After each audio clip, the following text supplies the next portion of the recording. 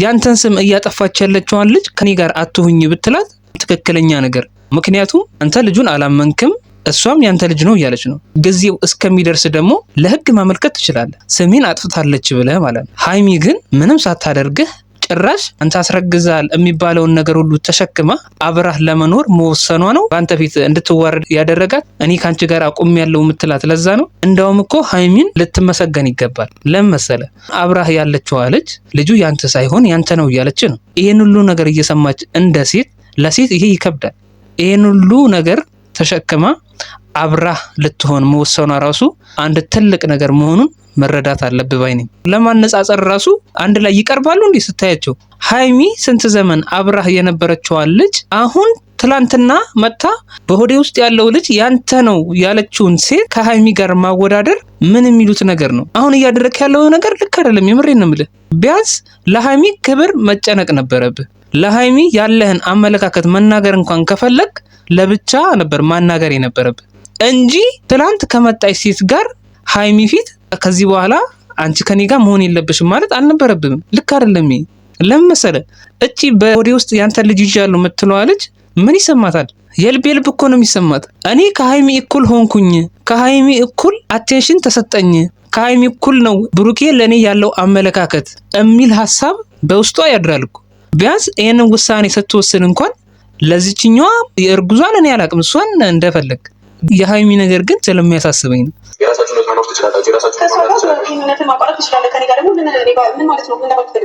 ሌላው ባለፈው ራሱ አብረን እንሆን እያለች ነበር። አንተ ከጎኔ አትራቂ ያልካት ባለፈውም ማለት ነው። ለዛም ጭምር ነው ከጎን ልትርቅ ያልፈለገችው፣ አንተ እንዳትጎዳ፣ አንተ መጥፎ ጊዜ እያሳለፍክ ነው በሚል ማለት ነው። የኔ አይደለም የምትለውን ነገር ያንን ነገር ለራሷ አምና ተቀብላ እንዳንተ ሆና ነገሮችን እየተጋፈጠችልህ ነበር። አንተ ያንን ነገር ችላ ብለህ ጭራሽ ስምን ከምታጠፋ ሴት ጋር እኩል አድርገሃት መናገርህ ራሱ የሀይሚን ክብር ዝቅ አድርገኸዋል። በስም ማጥፋት መክሰስ ነበረብህ። ሀይሚ እውነቷን ነው እዚህ ጋር የተናገረችው። ምክንያቱም ስሜን ያለ አግባብ አንስታለች፣ የማይሆን ነገር እኔ ላይ ለጥፋለች ብለህ መናገር ትችላለህ። ህግም በእርግጠኝነት አንተ በራስ እርግጠኛ ከሆንክ ህግም በእርግጠኝነት ካንተ ጎን እንደሚሆን እርግጠኛ ነኝ። በፈገግታዋና በቀልዷ ነው ነገሮችን እየሸፈነች ያለችው እንጂ ምን ያህል ውስጧ እንደተሰበረ ምን ያህል እንዳዘነች ገና ነገሩ ሲጀምር ፊቷ ላይ ይታይ ነበረ። አሁን ግን ነገሮችን በብልሃት ለማሳለፍ ጥረት እያደረገች ነው ያለችው፣ ነገሮች እንዳይታወቁባት ማለት ነው። ምክንያቱም የምትወደውን ነገር ላለማጣት ብላ፣ ምክንያቱም አንተን ስለምትወድህ ይህን ሁሉ ነገር በውስጧ ይዛ ነው ፈገግ ለማለት እየሞከረች ያለችው ሀይሚ። አንተም ይህንን ነገር ተረድተህ ከሀይሚ ጎን መሆን ነበረብህ ባይ ነኝ። ምክንያቱም ልጅቷን በህግ ፊት መገተር ትችላለህ፣ በራስህ ከተማመንክ ማለት ነው። እዩ ያለችው ሰማችሁ? የልጁ አባት እሱ መሆኑን ስለሚያውቅ በፍጹም አይደፍረውም፣ አያደርገውም። እኔን ወደ ህግ ቦታ ወስዶ በፍጹም አይከሰኝም እያለች ነው። ቤተሰብ በሙሉ ኮንፊደንስ በሙሉ በራስ መተማመን ነው እያወራች ያለችው። ብሩኬ ግን እያለባበሰ እያለፈው ነው። ጊዜው ይምጣ ሁሉንም ነገር እንተዛዘባለን ይላል እና ልጅቷ ኦልሞስት ወደ 7 ወር ነች ማለት 3 ወር ነው የቀራት። ልጅ በ7 ወርም ይወለዳል። እች ልጅ አሁን በቅርብ ጊዜም ልትወልድ ትችላለች፣ ወይም ደግሞ 9 ወሯ ሞልታ ልትወልድ ትችላለች ማለት ነው።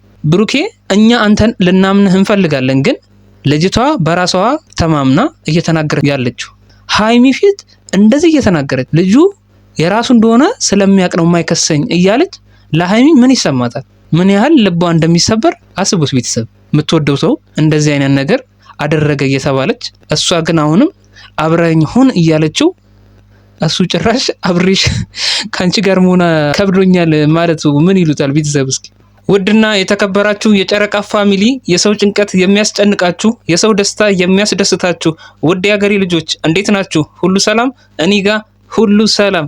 ዛሬ ብሩኬ ሁለቱ ሴቶች ሲያሳብዱት ነበር። ቢሆንም ግን ሀይሚን ከሌላ ሴት ጋር ማወዳደር አልነበረበትም ባይ ነኝ።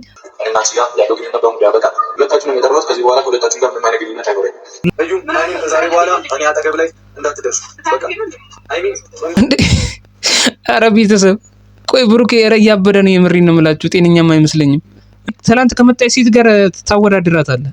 ምን አይነት አይምሮ ነው ያለህ? ቆይ ነገሮችን ለማስተዋል ሞክር እንጂ ምን ሆነ ነው? አንተ ወደ ራስህ ተመለስ ብሩኬ፣ ነገሮችን ለማስተካከል ሞክር። ነገሮችን ለማቅለል ሞክር። ለምንድነው ነገሮችን የበለጠ የምታከብዳቸው? ይህም በጣም ቀላል ነገር እያከበድከው ነው ያለው እንዴ።